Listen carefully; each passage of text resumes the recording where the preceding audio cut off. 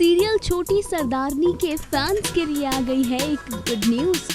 संध्या दुल्हन बनी है, ये बात सच है। और सीरियल में आने वाला है संध्या की शादी का ट्रैक, ये बात भी सच है। कुलवंत कौर संध्या और सरबजीत की शादी करवाना चाहती हैं, ये बात भी सच है। लेकिन संध्या की शादी सरबजीत से नहीं बल्कि किसी और से हो रही है। जी हाँ, संध्या यानी कि एक्ट्रेस कृतिका सेंगर शो को गुड बाय कह रही है। ये एक्ट्रेस निमृत यानी कि मेहर के फैंस के लिए तो गुड न्यूज है, लेकिन कृतिका सेंगर के फैंस के लिए ये बैड न्यूज है, क्योंकि अब कृतिका अपनी शादी के ट्रैक के बाद शो को छोड़ देगी। जी हाँ, सरबजीत नहीं, कृतिका को मिल गया है कोई और दूल्हा और सरबजीत बड़ी ही धूमधाम से कृतिका यानी कि संध्या की शादी करवाकर उसे उसके ससुराल विदा कर देगा और फिर शुरू हो जाएगी सरबजीत और मेहर की कहानी एक बार फिर से।